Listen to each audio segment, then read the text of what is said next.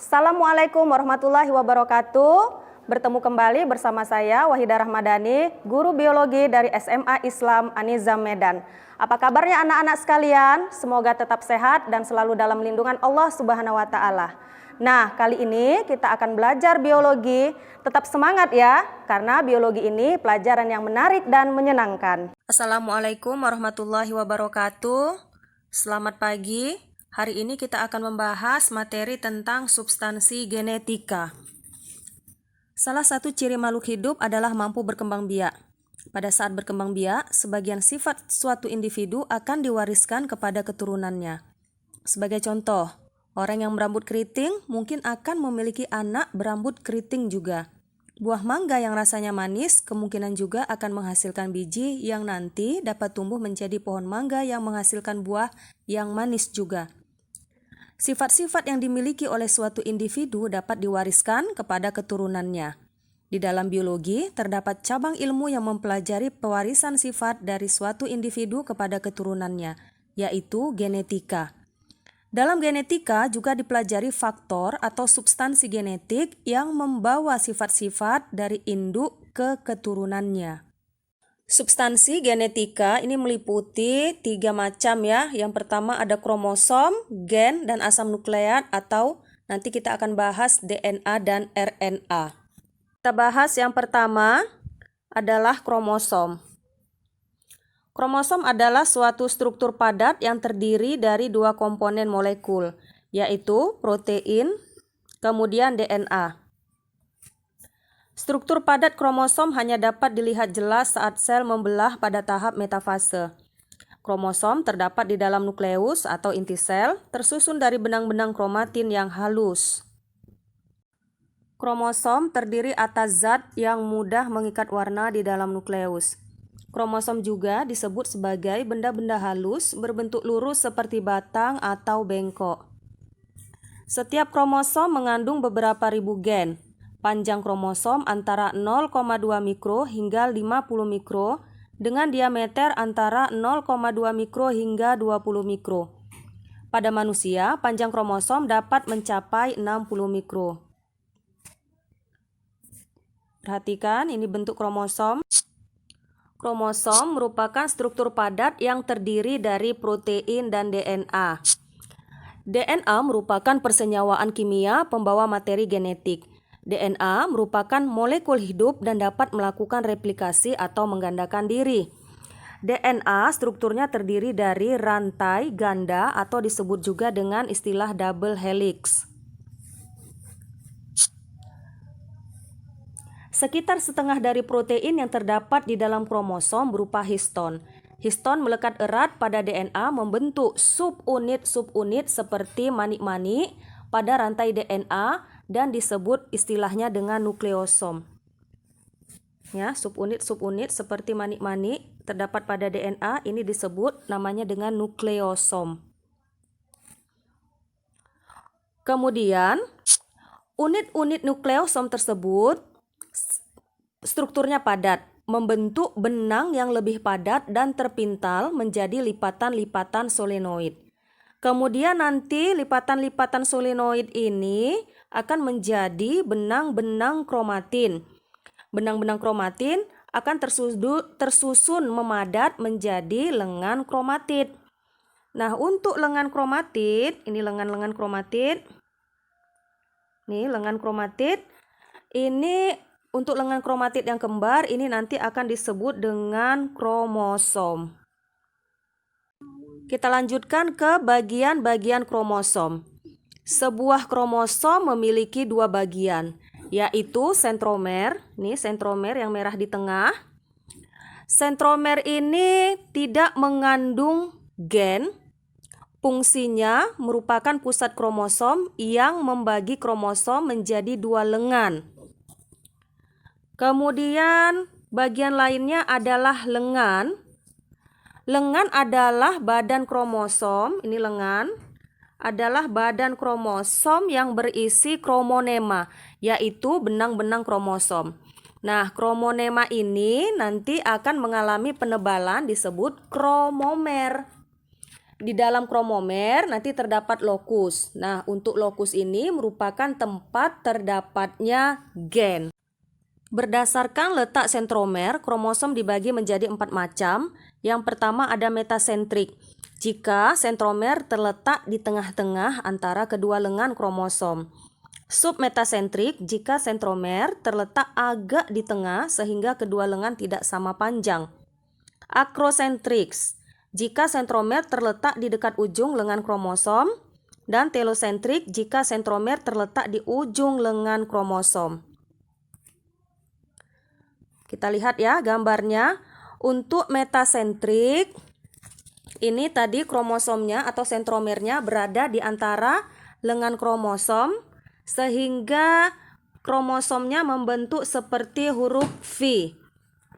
Sementara akrosentris, ini satu lengan kromosomnya sangat pendek, satu lengan kromosomnya sangat panjang, sehingga ini seperti membentuk huruf J.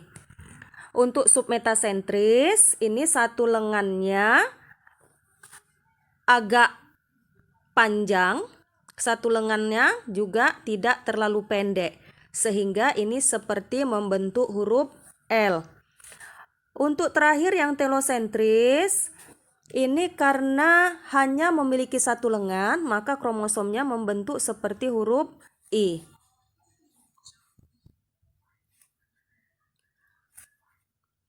Macam-macam kromosom. Yang pertama ada autosom. Autosom disebut juga dengan kromosom tubuh, merupakan kromosom yang tidak menentukan jenis kelamin. Pada manusia pria dan wanita, bentuk serta jumlahnya sama, yaitu 22 pasang autosom. Sementara gonosom merupakan kromosom seks, ini merupakan kromosom yang menentukan jenis kelamin. Pada manusia pria, kromosom seksnya adalah XY, dan wanita ini kromosomnya adalah XX, memiliki bentuk atau jenis yang berbeda. Jadi untuk jumlah kromosom pada manusia ini ada 46, 44 buah merupakan autosom, sementara 2 buah ini merupakan gonosom. Sebagai contoh, manusia memiliki 46 kromosom. Ke-46 kromosom ini terdiri dari 44 autosom ditambah 2 gonosom atau 2 kromosom kelamin. Nah, untuk kromosom kelamin ini berbeda ya antara perempuan dengan laki-laki. Kromosom perempuan ini kodenya sama, yaitu XX, sementara untuk kromosom pada laki-laki ini kodenya XY. Seorang perempuan memiliki 22 pasang autosom dan sepasang kromosom X, sehingga rumus kromosomnya adalah 22AA ditambah XX. Kemudian kromosom sel telur ini rumusnya adalah 22A ditambah X. Kenapa di sini hanya X? Ini karena kromosom pada perempuan ini memiliki kode yang sama, yaitu XX, jadi hanya ditulis satu jenis X saja. Nah, untuk seorang laki-laki ini memiliki 22 pasang autosom ditambah 1 kromosom X dan 1 kromosom Y, sehingga kromosom laki-laki ini ditulis dengan 22AA ditambah XX. Nah, untuk kromosom spermanya, kalau dia pada laki-laki, ini karena ada 2 macam di sini, ada 2 jenis, maka penulisan kromosom spermanya ada 2, yaitu 22AA ditambah X atau 22AA ditambah Y. 2. Gen. Gen dikenal sebagai unit hereditas makhluk hidup yang juga berarti unit pewaris sifat pada makhluk hidup.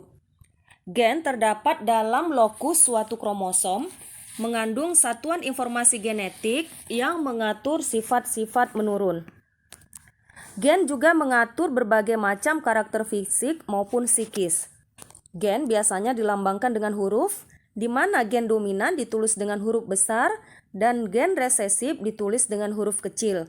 Misalnya A besar untuk karakter tinggi dan A kecil untuk karakter pendek. Kita lanjut ke struktur DNA. Nah, untuk struktur DNA ini terdiri dari rantai double helix atau ganda. Ya, jadi dia ada dua rantainya. Ini rantai yang pertama, ini rantai yang kedua ya. Ini rantai yang pertama, ini rantai yang kedua. Jadi dia rantainya ganda dan saling berpilin. Nah, selanjutnya dua rantai tersebut ini bergerak dengan arah yang berlawanan. Jadi satu rantai ini, misalnya ini rantai dengan kode 5, di sini rantai kode 3. Nah, untuk 5 ini bergeraknya ke bawah, putarannya ya. Kemudian untuk rantai 3 ini, 3 aksen ini bergeraknya ke atas. Jadi arah pilinan dari kedua rantai ini berlawanan. Nah, selanjutnya pita biru menunjukkan rantai 2 gula dan fosfat. Jadi di rantai-rantai pita biru ini ada gula deoksiribosa dan ada juga di situ fosfat. Itu strukturnya ya. Selanjutnya pasangan basah pembentuk penghubung horizontal di antara rantai-rantai. Jadi untuk DNA ini struktur pembentuknya ada gula ribosa, kemudian ada basa nitrogen, kemudian ada fosfat. Jadi ada 3 macam ya, ada fosfat. Untuk fosfat dan gula ini tadi letaknya di bagian rantainya ini, sementara untuk basa nitrogennya ini penghubung horizontal di antara rantai-rantai. Jadi basa nitrogennya ini ada S, G, A, T, S, G. Jadi ini basa nitrogen menghubungkan dua rantai ini tadi ya.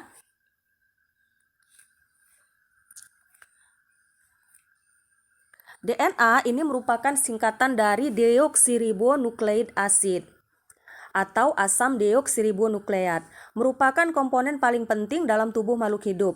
Fungsinya sebagai pembawa informasi genetik dari satu generasi ke generasi berikutnya. Jumlah DNA dalam setiap sel pada individu selalu konstan. Ini tadi ya struktur dari DNA ada 3, ada gula deoksiribosa, kemudian ada fosfat, kemudian ada basa nitrogen. Nih strukturnya. Ini P-nya ini fosfat, kemudian D-nya gula, ini gula deoksiribosa. Nah, ini basa nitrogen. Basa nitrogen ini terdiri dari adenin, timin, sitosin, dan guanin. Nanti kita bahas lebih lanjut. Nah, ini dia ya, DNA terdiri atas basa nitrogen dan ikatan hidrogen. Rantai DNA disusun oleh gula, fosfat, dan basa nitrogen. Basa nitrogennya ini terdiri dari dua golongan ya, ada purin, ada pirimidin. Purinnya terdiri dari adenin disingkat A, guanin disingkat G. Sementara pirimidinnya terdiri atas timin disingkat T, dan sitosin disingkat S atau C. Selanjutnya ada RNA. RNA disebut juga dengan ribonukleik acid, merupakan salah satu atau senyawa organik dari asam nukleat. RNA merupakan rantai tunggal yang rantainya lebih pendek dibandingkan DNA. Rantai RNA terdiri dari fosfat, gula ribosa, dan basa nitrogen. Untuk basa nitrogen pada RNA sama seperti DNA, terdiri dari 2 golongan yaitu purin dan pirimidin. Nah, untuk purin masih sama seperti DNA, terdiri dari adenin dan guanin, sementara pirimidinnya ini terdiri dari sitosin dan urasil. Jadi kalau pada DNA pirimidinnya ada timin, kalau pada RNA pirimidinnya timin diganti dengan urasil. Ini ya, bentuk dari rantai RNA, ini rantainya tunggal. RNA ini terdiri dari 3 macam. Yang pertama RNA messenger. RNA messenger disebut juga dengan RNA duta atau RNA kodon. Merupakan RNA yang relatif panjang sebagai pola cetakan protein yang akan dibentuk. RNA transfer. Nah, untuk RNA transfer ini disebut juga dengan tRNA atau disebut juga antikodon. Merupakan RNA yang membawa atau mentransfer asam amino satu persatu ke ribosom dengan menempel pada sisi yang berlawanan dari antikodonnya. Yang ketiga ada RNA ribosom, disebut juga dengan rRNA, merupakan RNA di ribosom yang merangkaikan setiap asam amino yang dibawa tRNA ke ribosom menjadi suatu rangkaian protein atau polipeptida.